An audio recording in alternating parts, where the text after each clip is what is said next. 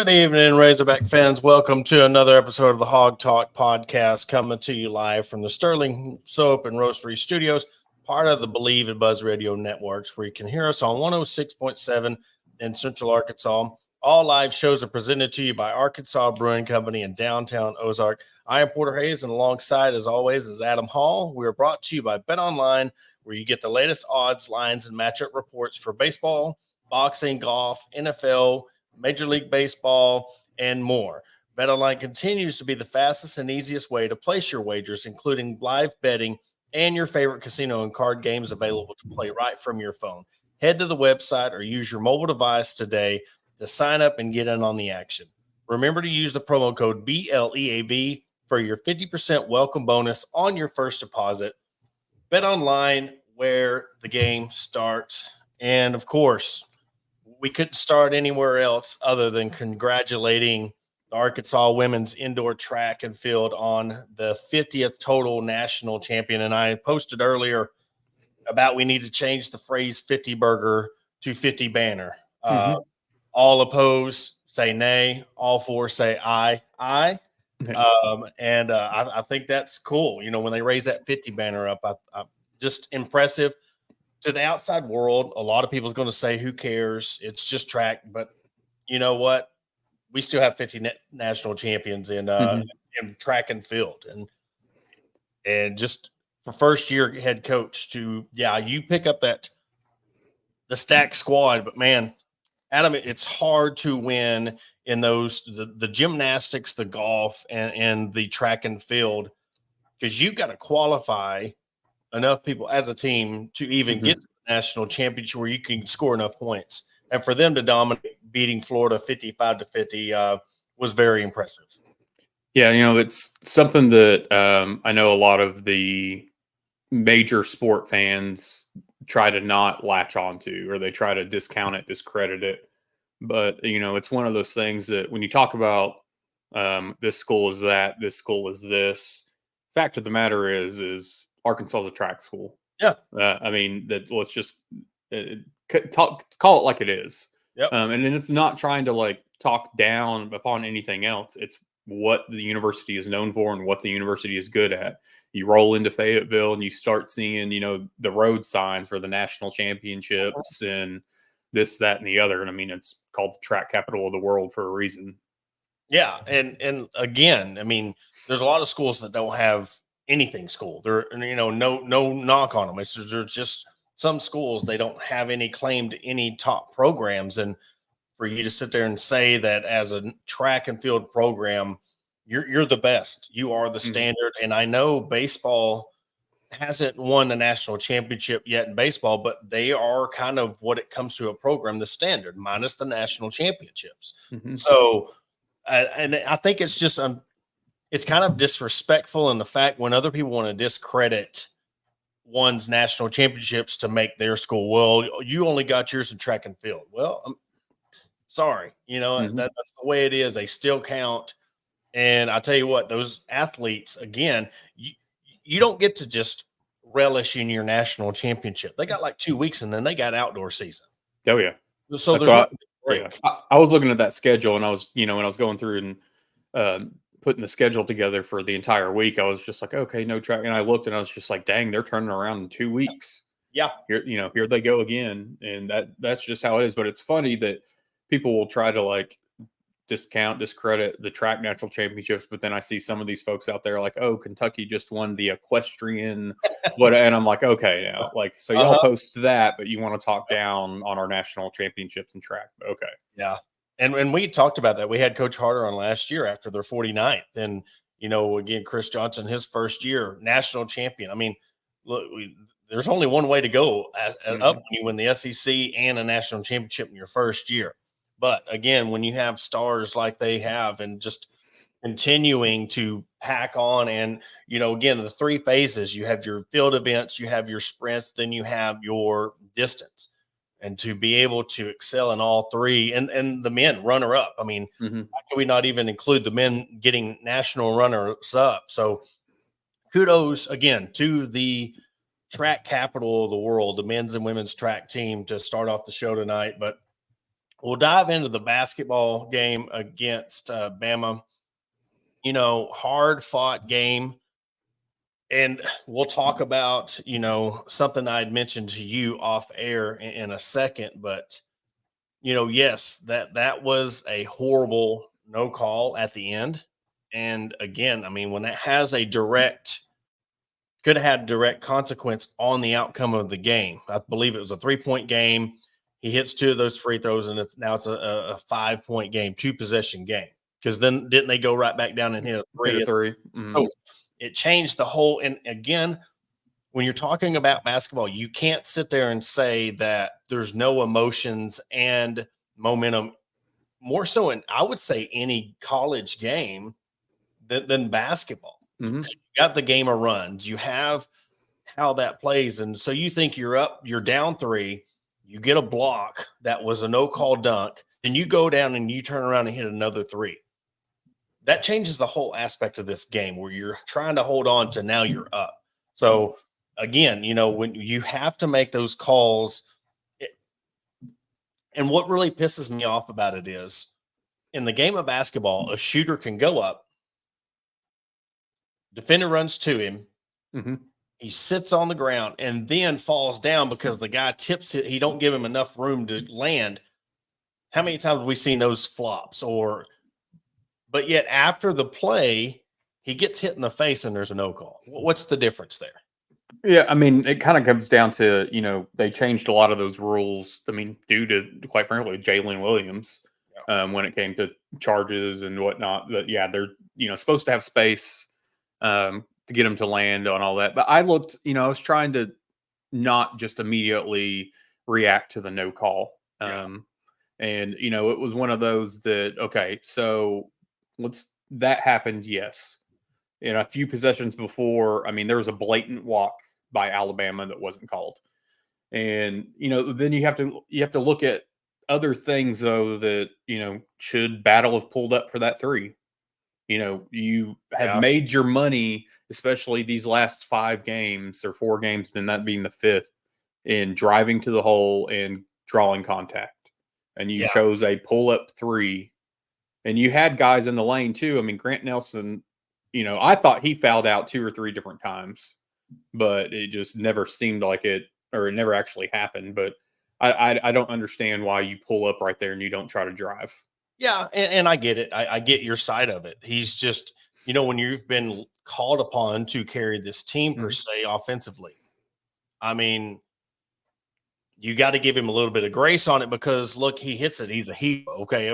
That's a 50-50 play. Like he misses it, and not saying that your side's wrong on it. I'm not saying anything about that. It's just when you're being called upon and you're scoring 30-point games, 4 games in a row, and you're on a heater and you have if that would have been at home, I mean, he probably nails that shot, just how the basketball gods go, but you can't do, yes, should he have, settled and went to the basket and tried to get a layup? But again, here's the thing though. You go try to get contact, you don't get a call and you miss the layup, so, it could go either ways. Cause are you guaranteed that if you drive the lane, you're going to get a foul call? It just sometimes don't work that way, but I don't think it was a bad judgment. No, I take it back. I don't think it's a bad judgment because, his position. If it's somebody that never shoots threes, Mitchell, he's shooting a 3 out there. Okay, hey, look, he should have. Yeah. No, you give it credit, but kind of what we were talking about off air is, what do you think this trend that I kind of brought up of? I've noticed that Musselman's teams are clicking later and later and later as these years go on. First, it was January SEC season. This team's finally clicking. Then it was into January. Then we go into February. Now we're into March. Is this a product of him trying to just use the portal so much to build his program that it's kind of catching up to him in a way? I think it's a double-edged sword. I personally just think that the guys that were selected in the transfer portal to come here, I don't think they were necessarily like the top guys you were going after. I think we kind of know that just based on who was out there that Arkansas was kind of projected to land, Grant Nelson being one of those. Yeah. So I think you're grabbing guys later and later in the transfer portal, which, they all still show up, to the school around the same time, but you're just not getting necessarily the guys that you originally wanted. I think that he got scores from their respective teams, but it kind of goes back to what we've talked about all season, that, there's a lot of eyes on the team, but, there's not a lot of team players. Yeah. So I think that's and we've talked about also guys that haven't really seemed to accept a role. They're used to being a scorer or whatever from their previous teams, and that's not necessarily how it is here. And I don't think they have adjusted well as players to being in just a particular role like we saw previously, which, like with Jordan Walsh especially. Yeah. And you look at battle stats, and I think we brought this up about a month or two ago about just needing that consistency. We've seen sparks of what he could do, and Mark has been able to do. But you look at from the 17th until now, he's scored 18, 15, 42, 36, 34, 29, and 22. Mm-hmm. Before that, I mean, again, it's easy to say now, why haven't you been able to get him the ball and this and that? But I mean, you look the previous 20-point game, I say 20-point game, he scored 18 against ACU Abilene Christian on 21st of December. I mean, after that, he goes, against Georgia, 1 for 4, 1 for 8. Against Ole Miss, he's 2 for 9. Kentucky, 3 for 10. Missouri, 2 for 6. Then LSU, 0 for 3. So I don't know, something finally clicks. But, I mean, you go to Tennessee, he was 2 for 5. I mean, so it's not like this guy didn't have minutes. I mean, he played, against Kentucky, 34 minutes.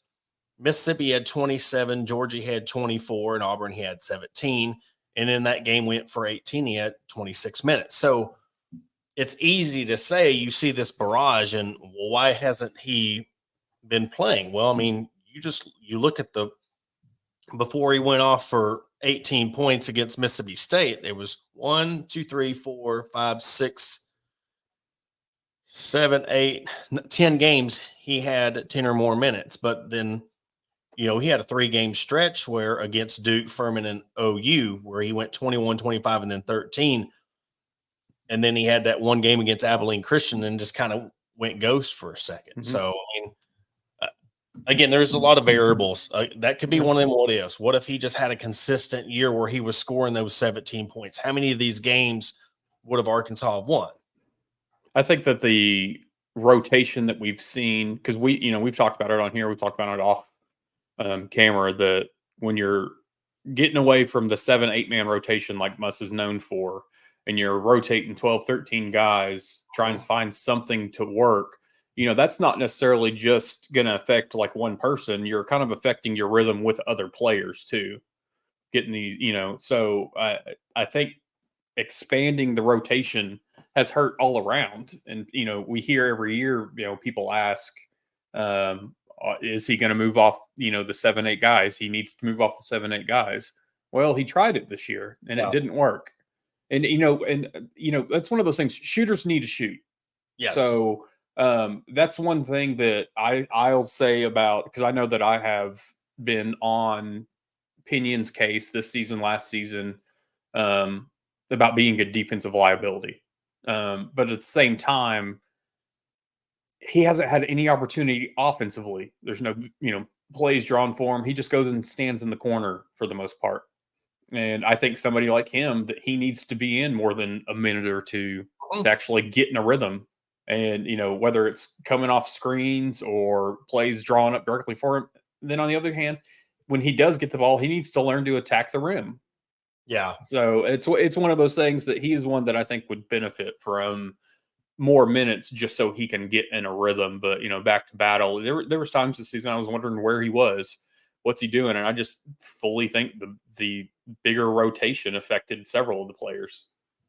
Yeah, and what you're mentioning about, Pinion, if you know that there's heat on you, and especially like if you're a defensive liability, or but if you're a shooter, and I'm not saying he's not a good basketball player, but if you're just known to be a shooter, whether you're like a Dusty Hannis, and that's what you're known for, is shooting. Well, if I miss a couple, and then of course I miss a defensive assignment, am I getting pulled? You don't have that comfortability of knowing, okay, I'm just going to go out there, play my game, and you're going to make more shots that way. It's easier said than done, of course, because you see the struggles, but a lot of it's mentality, and your mentality throws off your rhythm. When you're in a rhythm and you're in the zone, we've seen spurts of what he can do. I mean, after the first time he come back and scored what I believe it was 15, and just went off and showed that he was a force to be reckoned with and he could play. So that's what this whole team's identity has been, is just, we need just 2 or 3 people to step up, and this would be a whole different team. You wouldn't be 12th place fighting to play 5 games in 5 days to make the NCAA tournament. Yeah, and going back to, we've talked about also, what are these guys going to do to finish up the season? Whether it's for themselves, this team, whatever the case may be. And, that answer's truly not going to be answered, I guess, until season's done, portal season's out there, to see, who stays, who goes. Because right now the questions are going to be is who's going to return? Are you playing differently now to essentially make yourself look better for your next destination if you're not going to stay? Yeah. Or are you setting this up so next year, you come back on a somewhat high note compared to how the season's gone? Yeah, and that's the thing, and I think when we could call it, battles that offensive leader, when he goes ahead and he says, all right, I know I'm coming back. I mean, that right there, that moment could sway other people's decisions. Are they going to come back? And I know they're already Cam Hunter, I believe, is the guy to UCA that they're out of the transfer portal. They're looking at getting these guys, and the beauty of thing is you can look at a guy from UCA and be like, okay, he's good. He could come benefit us. If it was football, you'd be like, why are they even looking at UCA? Why? But to answer a couple of questions, the rotation, going back to, hey guys, do you think coaches change? There's always some kind of coaching change when it comes to Musselman. So to say that there's not, that would surprise me if there wasn't. I think I know where and this is not anything that's been said out there, put out there, birdie in the air. Watch it on the coaching stuff. My personal opinion, that is all this is. I think that we don't see his main assistant return. And that was before, the hoopla of this season, the downfall of this season. That was just, and this is what Muss has guys that are ready to go to the next level if they haven't already been there. Yeah. So Keith Smart is that point. He's been there before. He's going to go back. We saw it with Coach Gus. We've seen it, previously with others.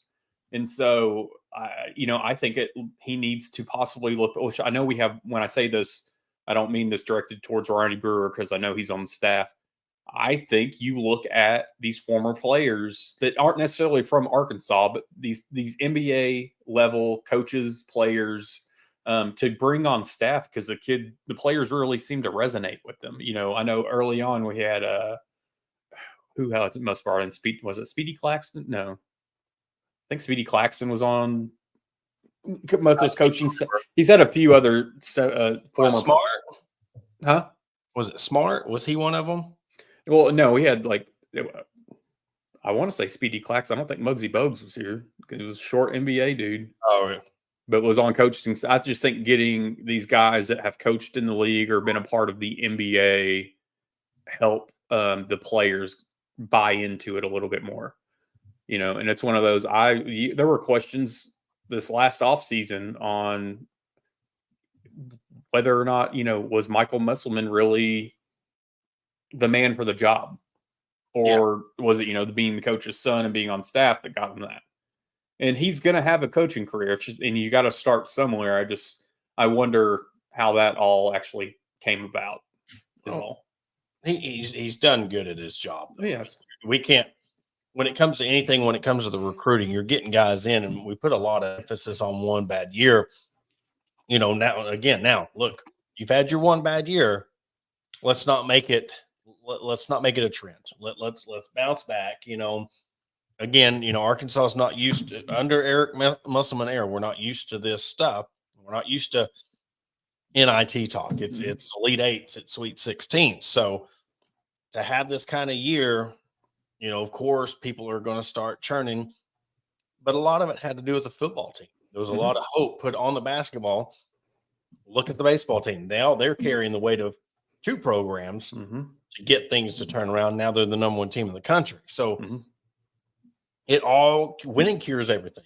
And a lot of it starts with the football program. And then, we've said this time and time again. I mean, I think it happened with the 9-1 year in the basketball. But, I mean, you've seen what it did to everything when you have 9 wins in football. Then your basketball team's Sweet 16, Elite 8. Baseball team's on the verge of the World Series. So that's where, as a whole, you need a good bowl game for Arkansas, potentially with the 12-team college football playoff, maybe in contention. Not saying you have to get there, but get your program where they're in contention for that 12-team playoff. And then the fact that the baseball program. So, but well, that's something, as fans, we haven't been used to this under Muss. Muss has not been used to this himself. He's never had a college season under 20 wins ever. Yeah. I mean, granted, it's only, 4 years, whatever, in Nevada, but he's never had less than. And here we are. So it's new territory for him and then us as fans under him. Yeah. Kind of the elephant in the room before we go to the break. It's like, can Kentucky fire the women's coach? Will Arkansas make the change in women's basketball? I really don't know. You just think about when there's buyouts and stuff involved. And again, you're talking about, and let's just be real. I've been on both sides of this, these programs, when it comes to the women's programs and stuff. And it's still a non-revenue generated sport. So you look at it from the business side of your athletic program, because all in all, it's one of them that this is a business decision. If you're trying to go find somebody to build a program, or you give Mike Neighbors a chance to get things going. You still got time left on it in his contract. So I think, what'd you say? What, 1.2 million? He's got 2 more seasons, I believe, under his contract through the 25-26 season. I think he would be owed around the $1.2-1.3 million because last April he was at 1.9 million, so going down 700,000. That's just the rough. But yeah, I mean, they'd be looking at, I think, over $1 million to let him go.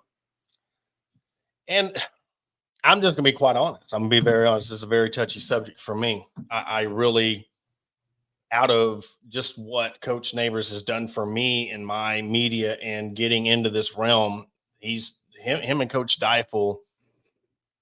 It's hard I don't want to speak on it because it's hard. I'm just gonna be dead honest. It's hard for me to even talk about and fathom the fact that he's not the coach here. I've stuck up for him, and whether it's warranted or not, I've always been a ride or die for him because of what he's done. And I know that times you take a step back and realize that there's a lot of riding on this year. I knew it coming into this. This is a very important season for the women's program, having the talent. And again, it just seems like there's just things that happen to the program and the team that cause things to just go awry. I mean, you think 2 weeks before the season, Jersey leaves the team.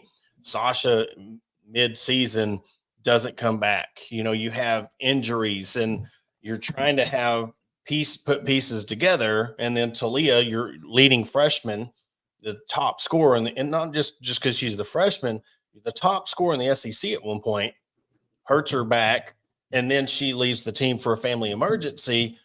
All those things, yes. I mean, it sounds like excuses, and that's, again, why I honestly take a step back from it and don't involve myself, because I am personally connected to the program.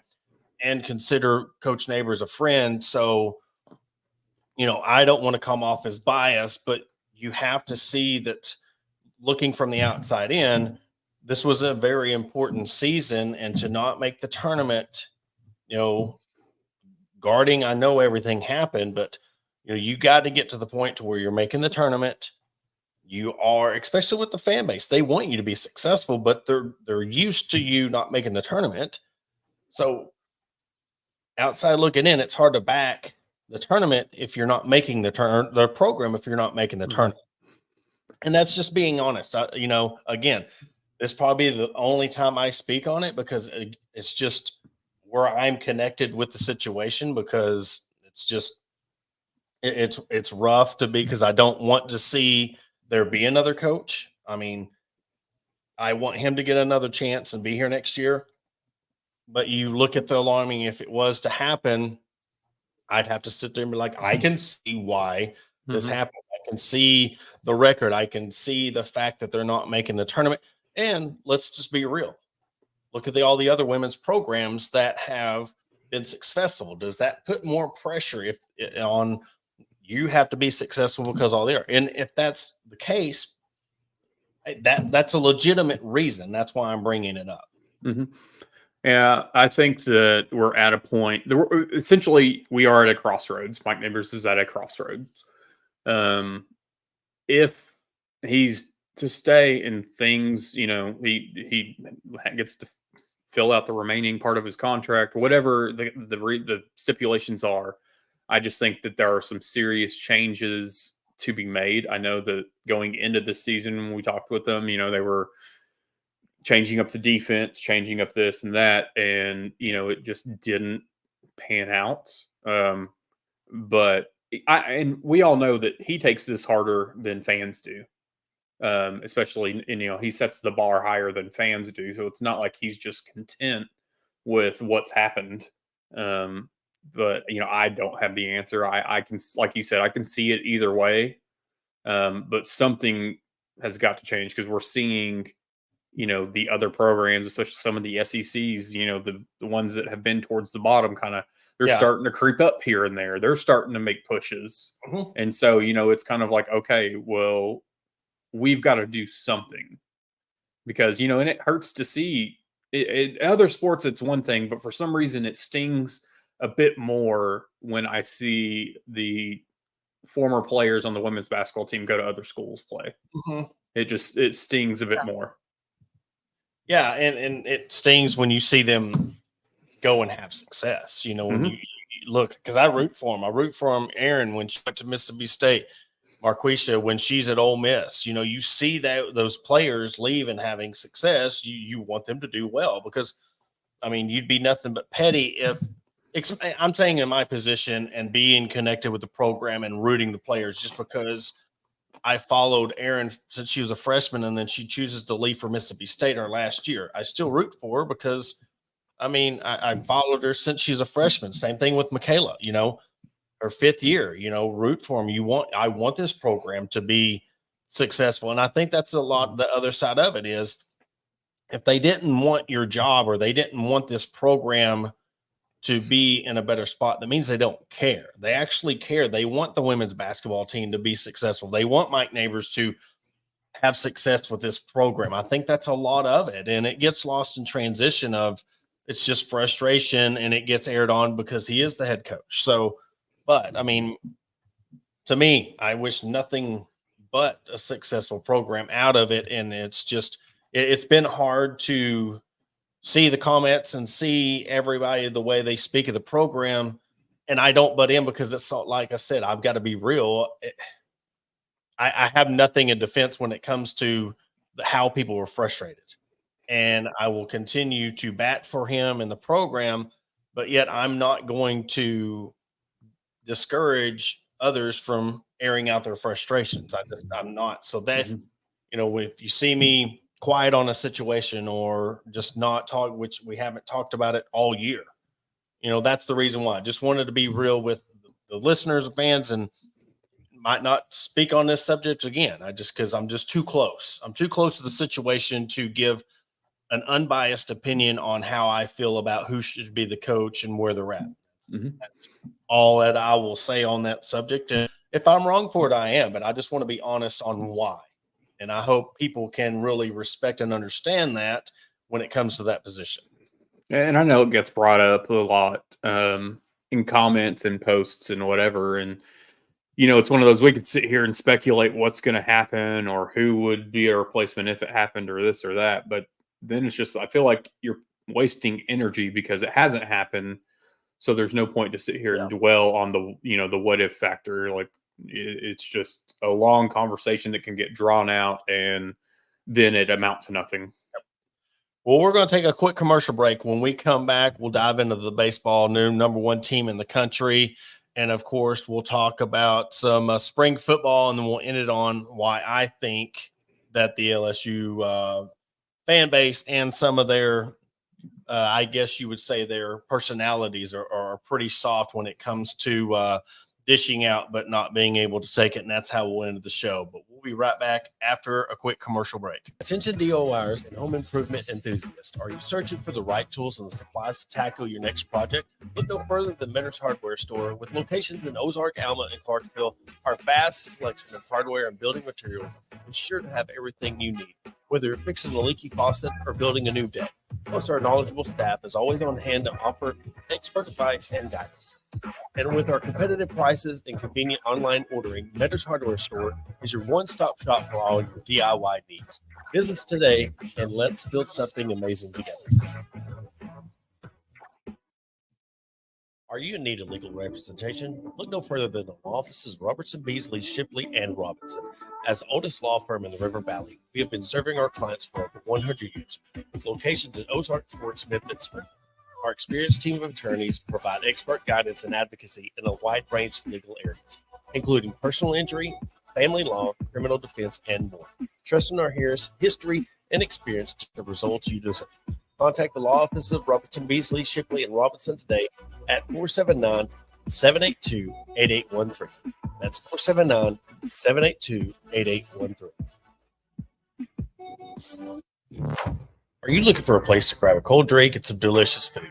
Look no further than Arkansas Brewing Company. Located at 201 South 1st Street in beautiful downtown Ozark, our establishment offers a wide selection of craft beers and tasty eats. But what sets us apart is our welcoming atmosphere and friendly staff. At Arkansas Brewing Company, you'll always feel like part of the family.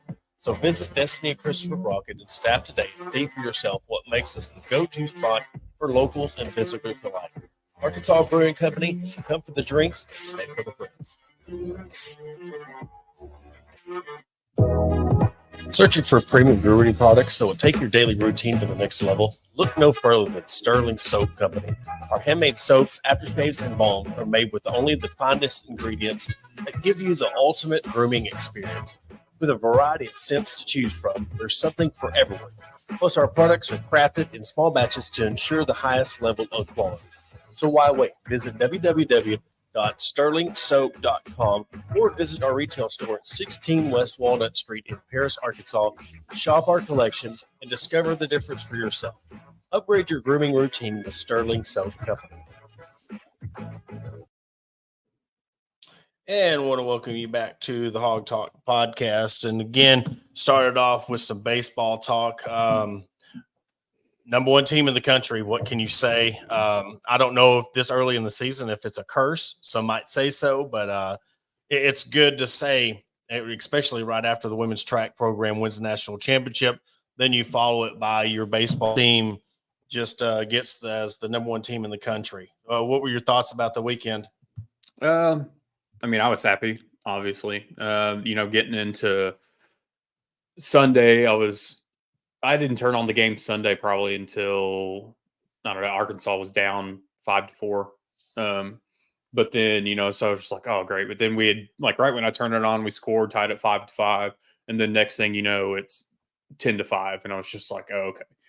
Those first two games, we were, waiting for the bats to wake up. And they finally did.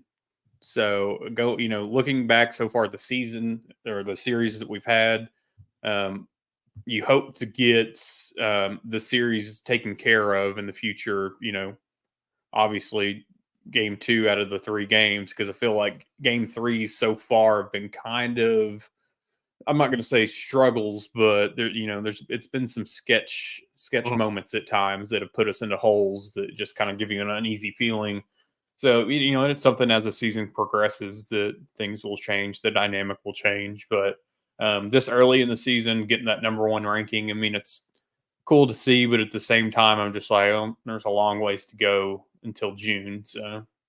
Yeah, and the fact, like you look at that UCA game, and they've struck not, I wouldn't say struggled. They've just played close games, these midweek games. You look at UCA and how, again, when we played Little Rock, you got Oral Roberts coming up on Tuesday before you start your SEC opener against Missouri on Friday. But again, you see the potential of the bats. You look at it being close, and then you look at the last 2 games against McNeese and that doubleheader, and I'll tell you, that's impressive. You go 3-1 in the first game, and then you just open it up the floodgates in the game 2 of the doubleheader at 11-1 against McNeese, and then you follow it with an 18-5 shellacking on Sunday.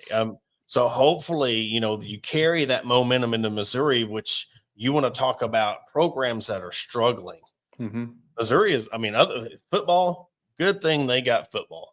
Because you go 0-18 in basketball, and now you're starting off not looking too good when it comes to your baseball program. I want to believe they just got beat by was it a D2 school, or do you know what the level of the school was that they got beat by? Oh, I think it was D2. I'm pulling them up D2. real quick. Yeah. I'm looking at their schedule right now. But yeah, they're 8-8 right now. And when you're losing to Cal Poly, you are losing to UC San Diego, Southeast Missouri.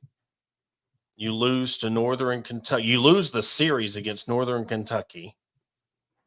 You lose 2 out of 3 to Purdue Fort Wayne. Or no, excuse me, you split 2 out of the 4 to Purdue Fort Wayne, and you get to play Kansas. That's who it was, Purdue Fort Wayne.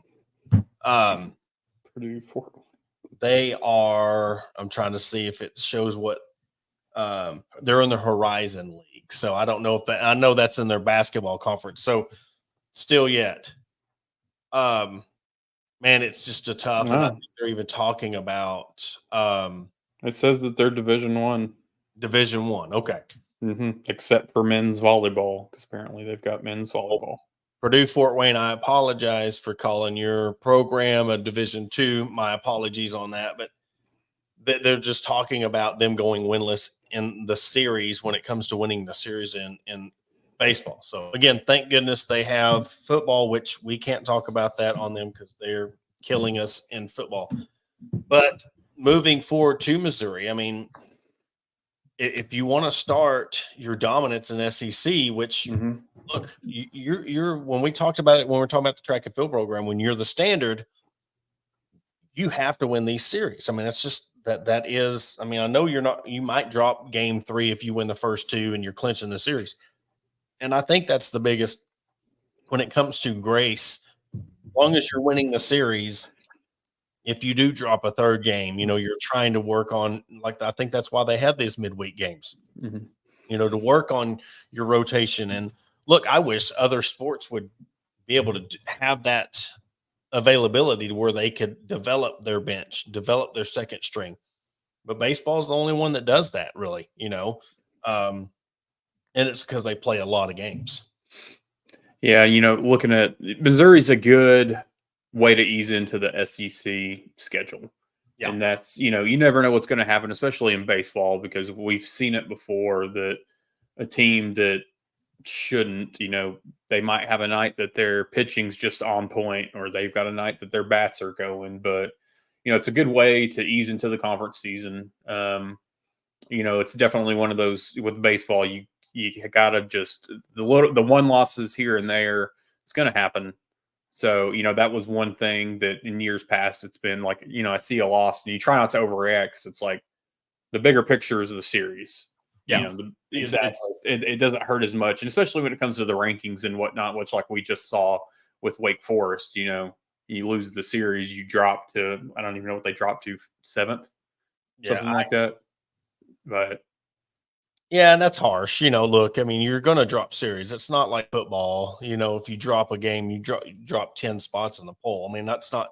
But then again, I mean, they turn around and can sweep the next two series, and then they're right back in the mix. I mean, that's just where we're at. But this is the time where, all right, we're really going to see what this team is now. They're hitting. You've got 1, 2, 3, 4, 5. You got 5 guys hitting over 300 with Will Edmondson hitting 269. With 26 at bats. So your majority, other than Wiwa, again, I should be able to know how to pronounce his name. Hitting 230. Hudson White is hitting 225, and then Jason Jones hitting 211. You have a majority of your guys that are getting 40, 50 at bats hitting over 300. 30 home runs total on the year. No, 16 home runs total on the year, and you've only given up 8. When it comes to your pitching, man, again, stellar. Brady Tigert, 0.9 ERA, 3-0. I mean, as much as we talk about Hagen Smith, and it's warranted because dude's a stud. I mean, Brady Tigert's sneaking up there too. 28 strikeouts. He's only given up 2 earned runs on the year, on 20 innings pitched. So he's pitched the most innings on your team and has a 0.9 ERA and 28 strikeouts. That is where I think that's one of the things you going into the SEC play. How's the strikeouts going to correlate over into SEC play? And how dominant can they be? And even if you're not getting strikeouts, how many ground balls are they going into double plays? You can't just go into SEC season and start getting torched. And it was a good timing, I think, for to see the return of Stovall and Dylan Carter. Yeah. You got this weekend, then you've got UCA tomorrow. You've got a series coming up to open the SEC play against Missouri. So you've got some games to really get back in a groove before you get into the full swing of things for those guys, returning from injury. So it was good to see Stovall hit a home run. It was just one of those, you wonder, guys like him, are they going to get the bat back, or how long that's going to take? And I mean, it didn't seem like he missed a beat. Yeah, and then your freshman, pitcher of the week, Gabe, pitcher of the week, 2 saves, 1.93 ERA. Arkansas again went 4-0 during the week. Their 30th consecutive non-conference home weekend series win. I mean, that says a lot to where your program's at when it comes to that standard that we always say. And just looking, again, the matchup against Missouri is you got 6:30 on Friday, 2 p.m. on Saturday and Sunday, and sad as it is to say, all games will be streamed on the SEC Network Plus. I really wish they would find a better way. And the SEC Network has the alternate channel. I do not understand. Since the inception, and all it's done has been a blank channel. I don't understand why that's not been a thing. And it should, because again, you're using a broadcast team, you're using cameras. Why can't you project it on the SEC Network alternate channel? We get March Madness on freaking True TV, and it was True TV, TNT, and there's what's the other one that they play? True TV, TBS, TNT, and then CBS. Yeah. Well, I was just going off on those 3. The random, the random ones, but we can't get the SEC alternate. And it's one of those things. I was glad to see the 6:30 Friday night. Just the first real Friday night. Oh, it's gonna be packed. That whole weekend. I mean, granted, it's going to be a little bit cooler than I think probably originally thought, but I wholeheartedly expect a pretty large turnout this weekend. And I think it was last year, maybe earlier this year. I remember seeing Mizzou post about their entire weekend, the attendance, and it was and it was an attendance record, but that was the total of one game for Arkansas. Oh yeah. And you know what? I mean, it's funny to say because we're used to it and we're spoiled at Arkansas when it comes to fans and turning out. But, it's cool when they get to say, hey, look, we've had more fans here than anybody else. But let's be real. I've been to an Arkansas softball game when they've said there's 1,800 people there and there's 40 people in the stands because it's freezing. I mean, how many of that attendance record was season ticket holders? Well, that's what we look at. You look up the baseball or the basketball attendance, and it's always just says 19-2, and it's like I can see at least 5,000 empty seats here. So we're just going off the season tickets and not calling actual attendance. But it's even some of those schools too. Like we look at Tennessee's baseball stadium; it's fairly small. Mm-hmm. So and that's just the way of it for some of the schools. I just like to poke fun at Mizzou when I can. Oh, yeah. We get 4 months, so 8 months out of the year we get to poke fun out. So we'll take it, and they can again talk about football they want. That's a major one. So hey, we'll take 1 for 3 or 1 for 4, how many other sports you want to include. I think it kind of evens out, but it's fun to, even if it's not football, to say it's a rivalry. But moving on to softball team finished the Razorback Rumble. They started out with a loss to South Alabama 2-1, and we're talking about those wonky games, those teams dropping games. This is gonna be another one of those sports where you see a team like South Alabama, you see a team like South Dakota State that had a couple of Arkansas kids on their squad. You're sitting at 20-5 now, 3-game winning streak. You're 12-3 at home. You too are starting your SEC weekend at Auburn. So no midweek game. You're heading right into it. Your first SEC matchup is at number 25 Auburn. So Arkansas, when we talk about SEC, been at the top, one of the top programs in the SEC. They have a bit of target on their back, especially when your first SEC matchup is against Bree Ellis's former team in Auburn. So I would love to see her welcome. I'd love to see how she's welcomed back at Auburn because, when she announced, it was mixed. It really was a mixed deal. There was a lot of people who were very supportive of her. And then, of course, she had the trolls and the ones that were just disgusted that she was coming to Arkansas. Mm-hmm. Yeah, and I mean, looking back at, I think people we look at names and we think like, oh, like we really lost to South Alabama, but this is also a South Alabama team that beat Alabama and that beat, who else did they beat? Number 17 South Carolina. So this isn't a South Alabama team that's just ho hum trying to get by. This is a team that has beat ranked programs already this season. So it's nothing to whiff at, but I was still shocked. I'm always shocked whenever I look at the overall record because I'm like, y'all have already played 25 games. Yes, I mean it's just crazy. Well, and you just look and you see these teams like a South Alabama. They're playing in the Gamecock Invitational and go 2-1. You go to these again, like you said, you're playing. Alabama beat them, and then you tie Arizona 1-1. It was a tie. They called it after 11 innings, and I'm sure that had to do with the drop time. So again, but the thing is, Arkansas bounced back. They beat Arkansas 2-1, and then they dropped against Nebraska, and then Arkansas following 2 games.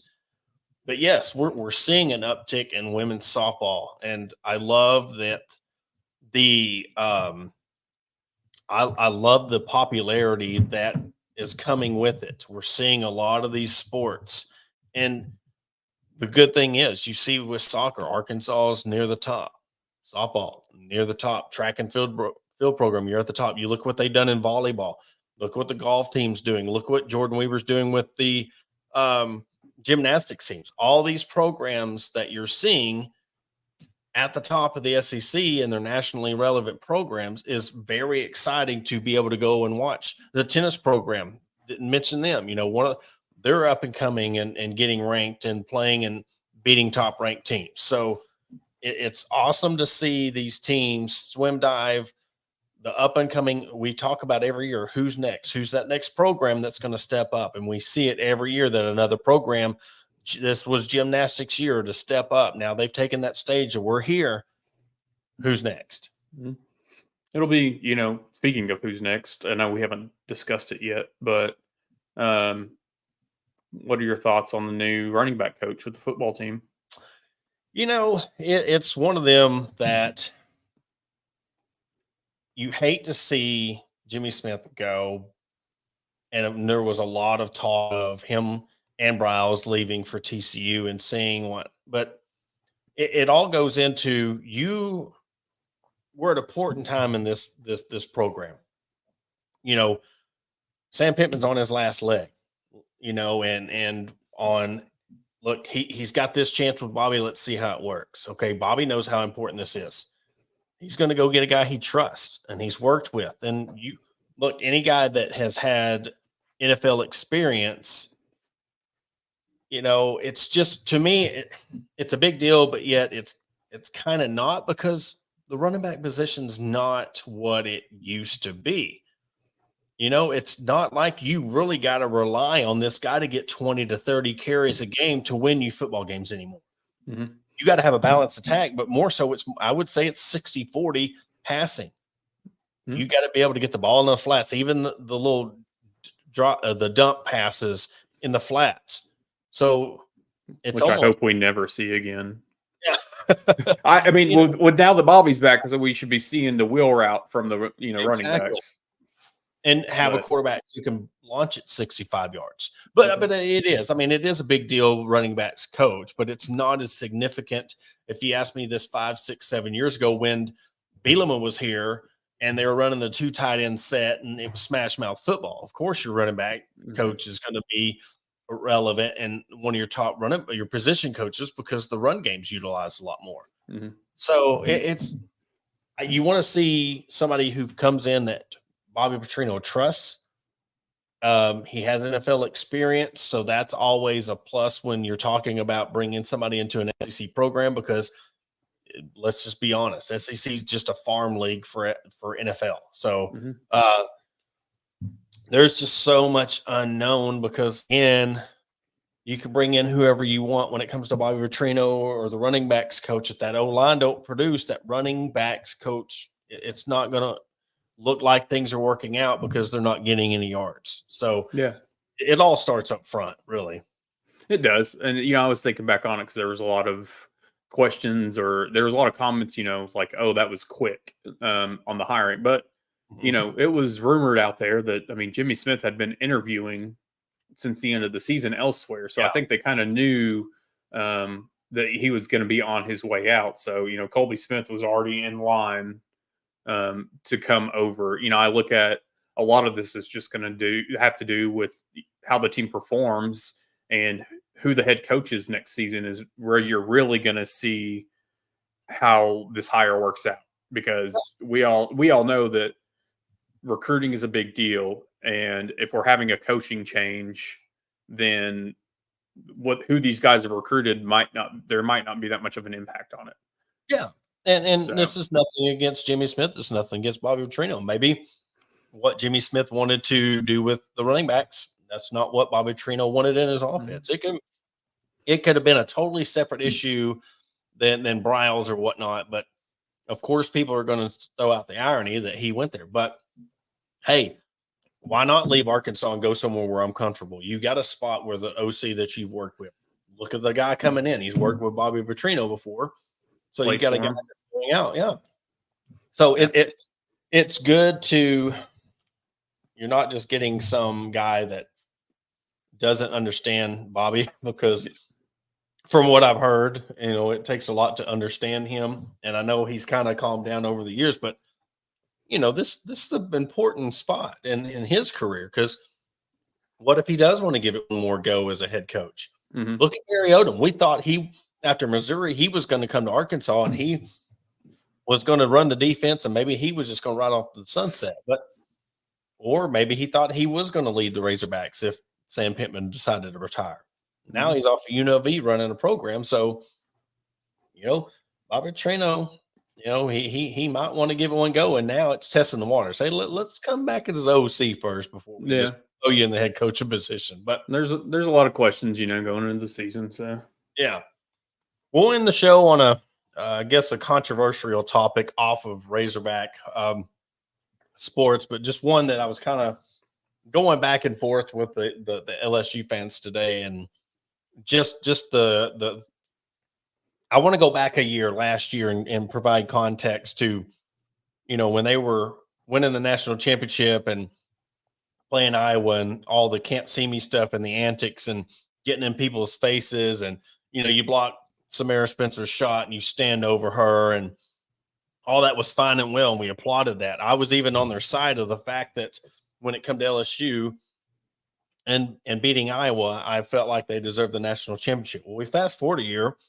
and we had a bit of an issue with the SEC tournament championship game with them in South Carolina, and how they're just up and on, and they're appalled that South Carolina would act this way and do these things when, one, they started the argument, they started the fight, but yet there's no accountability. All I've seen is justification today, and nothing about this, and you don't watch, you can't tell what game and what play did Mulkey sit there and just straight up say, and quote, I wanted Angel Reese to do that because she's not going to do that to one of our teammates. You are sitting there condoning your player doing the same thing, but when it's done to the LSU side, well, their fans can't handle it today. Salty as all get out. Even invited one of our Believe guys to, hey, let's have a discussion about it. Nope, didn't want to do that. But it's just, to me, it's funny when last year you were the dogs, you were the darlings of the basketball world. And then when you get pushed around a little bit, you tuck tail. You got your superstar that, when all hell broke loose, you ran out of it. You're talking about your twisted ankle, but your twisted ankle didn't keep you from running your mouth on the mic for the post-game press conference when you're talking about you're not scared of anybody. Why did you walk away when things got rough? I thought it was very interesting. I thought it was rich, especially coming from somebody like Kim Mulkey, who, she's talking about this and that, but yet she condones it. She wanted her player to go up and grab Full Wiley. She said that was a good play because, it led to not them getting a wide open layup, but they just got in their feelings a lot today. Yeah. I think it was, going back and watching it, because I didn't see it live, is blown way out of proportion. I keep seeing all these headlines, which I know what headlines are. They're to grab your attention. But this was not some knockdown, drag out like the media was making it out to be. Everything just made it seem like this was just so rough and so bad. And it's one of those, it happened. I look at what, post-game comments from Don Staley, from Ken Mulkey, two completely different ways it was being handled. And I applaud Don Staley 100% for her response.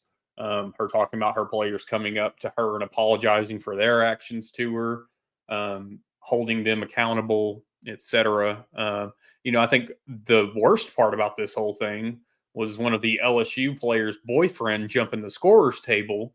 Yeah, that could have been. I think it was a brother. I think it was a boyfriend. Okay. Oh wait, no, it may have been brother. You're right. I think it was Flazier's brother. But getting arrested for assault and battery afterwards. It's like, dude, you're jumping the scorer's table at a women's game when women, players are getting into a scuffle. Like, you're gonna do something. Yeah, I mean, read the room. They even justify that. They're like, oh, that ain't what happened. You're taking everything out of context. He literally jumped over and bowed up. Yeah, he didn't put. Sometimes you don't have to put your hands on somebody to make a statement. You know what I'm saying? And or force it to be too late or to be too much.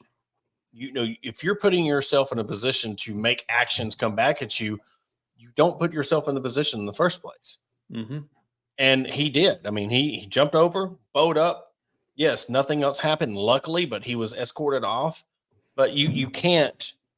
That just turns into a dangerous situation to where they see one person do it. Now we're seeing a lot of people do it, and we can't have that in this game. Yes, tempers flared. Both sides for making it physical were wrong in what they did. I just thought it was very rich from the LSU side on when they got applauded and for being that hard-nosed team last year. To now, when they're the team that gets pushed around, they want to cry foul. We don't need another Malice at the Palace, people. Yeah. Come on. But that's all I got on that issue. I just, I thought that and look, I've followed this game for a very long time, and it's funny when you are, and I do it myself. Everybody does it. We're fans. We all get in arguments where we're biased but it is funny. It's almost like showing up to a party and you're sober and you're trying to talk to people who are drunk. That's exactly what it's like when you're unbiased to the situation. You see both sides. You've been partial to both sides, trying to have a conversation with a fan who sees nothing but one way.